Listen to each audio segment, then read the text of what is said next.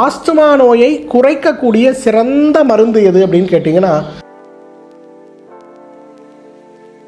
இந்த மழை காலத்தில் குளிர்காலத்தில் என்ன சாப்பிடணும் சாப்பிடக்கூடாது, என்ன சாப்பிடலாம். பொதுவாக ஆஸ்துமா நோயினால் அவதிப்படுபவர்களாக நாம் இருந்தாலும் நாம் எடுக்க வேண்டிய முயற்சி மிக முக்கியமான முயற்சி. இன்றைக்கு நுரையீரல் மண்டல நோயாளிகள் எதை செய்கிறோமோ இல்லையோ, இந்த கோடை காலம் குளிர்காலத்தில் கோடைக்காலம் மாதிரி ice water, ice cream, chocolates,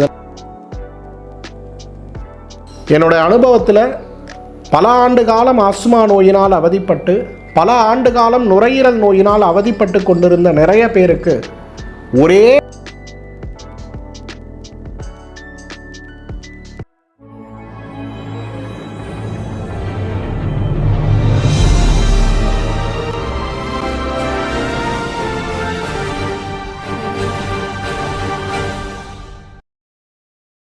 மாயவலை YouTube நேயர்கள் அனைவருக்கும் உங்களுடைய வெல்னஸ் குருஜியுடைய அன்பான வணக்கங்கள். மழைக்காலமும் குளிர்காலம் வந்தால் யாருக்கு திண்டாட்டமோ போராட்டமோ இல்லை. இன்றைக்கி ஆஸ்துமா நோயாளிகளுக்கு மிகப்பெரிய அளவு திண்டாட்டமும் போராட்டமும் இருக்கிறத பார்க்குறோம். கோடை காலத்திலேயே ஒரு அரை மணி நேரம் ஏசியில் உட்கார்ந்தாலே நமக்கு விடாத கருப்புங்கிற மாதிரி ஆஸ்துமா நம்மை துரத்தும். ஆனால் இன்றைக்கு மழைக்காலம் குளிர்காலம் ஏற்பட்டு விட்டால் அப்பப்பா மருந்தும் மாத்திரைகளும் ஊசிகளும் இருந்தாலும் கூட நிம்மதியாக ஒரு ராத்திரி கூட என்னால் தூங்க முடியலன்னு சொல்கிற அளவுக்கு பலவீனங்கள் ஏற்படுவதை பார்க்கிறோம். அப்போ இந்த நோய்களை மாற்றுவதற்கு நம்ம என்ன செய்யணும்? 5 சிம்பிள் டிப்ஸ் சொல்லித்தரேன். மழை காலத்தில் ஆஸ்துமா நோயாளிகள் அட்டாக் இல்லாமல், ஆஸ்துமா இருக்கக்கூடிய குழந்தைகள் சிரமமற்று இருப்பதற்கு. நம்பர் 1, முதல்ல இந்த குளிர்காலத்தில் கோடைக்காலம் மாதிரி ஐஸ் வாட்டர், ஐஸ்கிரீம், சாக்லேட்ஸ் இதெல்லாம் சாப்பிடாமல் இருக்க வேண்டியது ரொம்ப ரொம்ப முக்கியம். இன்றைக்கி பொதுவாக நம்ம உணவு முறைகளை ஆயுர்வேதம், தினச்சரியை, ரித்துச்சரியைன்னு 2 தலைப்புகள் கீழே சொல்லியிருக்கிறத பார்க்குறோம். தினச்சரியைங்கிறது தினசரி நம்முடைய வாழ்வியலில் நாம் சேர்க்க வேண்டிய உணவுகள், சேர்க்கக்கூடாத விஷயங்களை பற்றி. அதே போல் ரித்துச்சரியை அப்படின்னு வரும்போது நாம் எடுக்க வேண்டிய முயற்சிகளில் மிக முக்கியமான முயற்சியாக இருக்கக்கூடியது இந்த மழை காலத்தில் குளிர்காலத்தில் என்ன சாப்பிட்ணும் சாப்பிடக்கூடாது, என்ன சாப்பிட்லாம். கசப்பான, துவர்ப்பான, காரமான உணவுகளை சாப்பிட்லாம். என்ன சாப்பிடக்கூடாது? இனிப்பான, உப்பான, புளிப்பான உணவுகளை சாப்பிடக்கூடாது. இதை முதல்ல கனவுல வச்சுக்கணும். இனிப்பு நிச்சயமாக சேராது. மழை காலத்தில் குளிர்காலத்தில் கோழை அதிகமாக உருவாகுங்கிறதுனால, உடலுடைய வறட்சியினால் உடலில் இருக்கக்கூடிய மியூக்கஸ் செக்ரிஷன் அதிகமாகும் அப்படிங்கிற முயற்சினால். அப்போ நம்ம தேவையில்லாத உணவுகளை சாப்பிட்டோம்னா கோழை அதிகமாகி, நீர் அதிகமாகி, அதுவே மூச்சு இறைத்து நம்மை சிரமப்படுத்தி விடுவதை பார்க்கிறோம். இது ரொம்ப கேர்ஃபுல்லாக நம்ம ஹேண்டில் பண்ணணும். நம்பர் 1. 2வது, என்ன செய்கிறோமோ இல்லையோ உடம்பு டீடாக்ஸ் பண்ணணுங்க. வேதிக்கு மருந்து எடுக்கணும். இன்றைக்கி நுரையீரலில் இருக்கக்கூடிய சளியாக இருந்தாலும் கூட நம்ம பேதிக்கு மருந்து எடுக்கும்போது உள்ளே இருக்கக்கூடிய நீர்ச்சத்து, தேவையற்ற கழிவாக இருக்கக்கூடிய நீர்ச்சத்து உடம்பை விட்டு வெளியேறதை நம்ம பார்க்க முடியும். ஸோ கோடை காலத்தை விட குளிர்காலம், மழை காலத்தில் ஆயுர்வேத மருத்துவமே இன்றைக்கு வாந்திக்கான சிகிச்சையை பரிந்துரை செய்கிறத பார்க்கும். உங்கள் வீடு பக்கத்தில் இருக்கக்கூடிய ஒரு ஆயுர்வேத மருத்துவர், சித்த மருத்துவரை பாருங்கள்.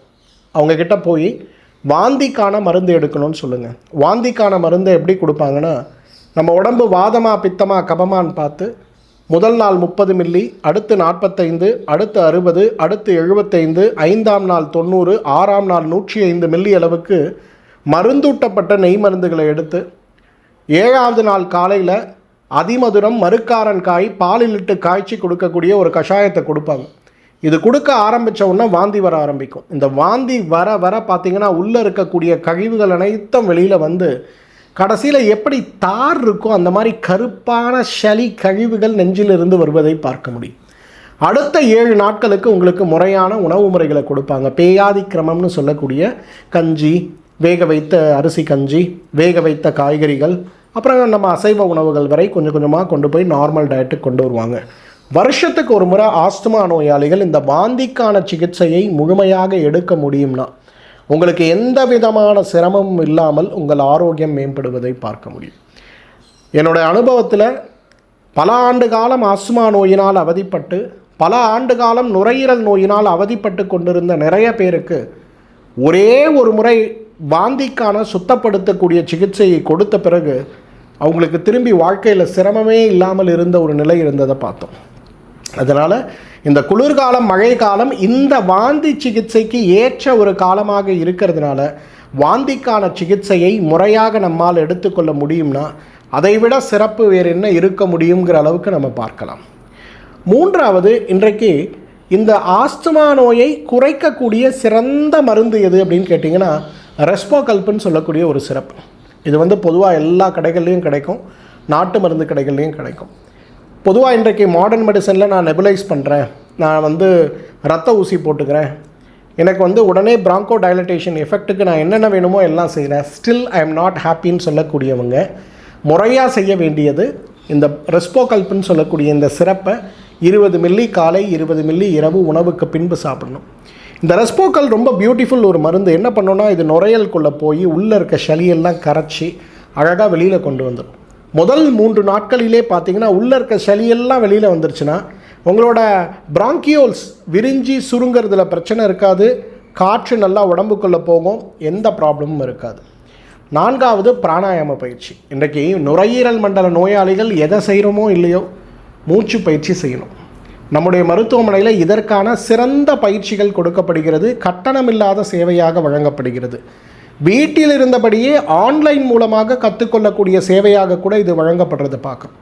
அப்போ நல்ல மூச்சு பயிற்சி நம்ம செய்ய ஆரம்பிக்கும் போது உடலுக்குள் செல்லுகின்ற காற்று பிராணவாயுவாக உடலுக்குள் சென்று பெரிய மாற்றத்தை உடலுக்குள் கொண்டு வந்து விடுவதை பார்க்க முடியும். அதனால் பிராணாயாம பயிற்சியை விடாமல் செய்யுங்க. 5வது ஒரு சிம்பிள் ஹோம் ரெமெடி, என்னோடய ஃபேவரட் ரெமெடி, சீந்தில் கொடி, சுக்கு, கண்டங்கத்திரி, திப்பலி, இந்த 4 பொருட்கள்.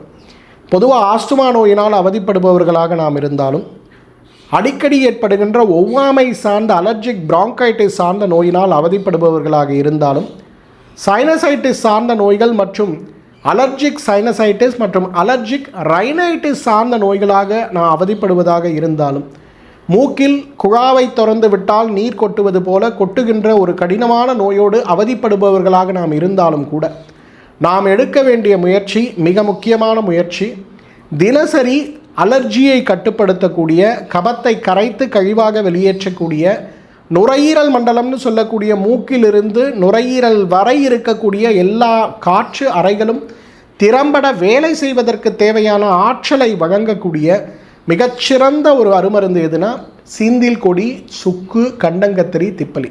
ஒரு பேப்பர் பேனை எடுத்து எழுதிங்க. 2 கிராம் சீந்தில் கொடி, 2 கிராம் சுக்கு, 2 கிராம் கண்டங்கத்திரி, 1 கிராம் திப்பலி, 300 மில்லி தண்ணியில் போடுங்க. நல்லா கொதிக்க வைங்க. 100 மில்லி குறைங்க, வடிகட்டுங்க. இதை காலை ஒரு வேளை ஒரு துளி தேன் கலந்து மூலிகை தீநீராக காலை ஒரு வேளை மாலை ஒரு வேளை உணவுக்கு முன்பு நம்ம எடுக்க ஆரம்பிக்கும் போது தொடர்ந்து உள்ளே இருக்கக்கூடிய கழிவுகள் அனைத்தும் வெளியில் வந்து உடல் ஆரோக்கியம் அடைந்து விடுவதை பார்க்க முடியும்.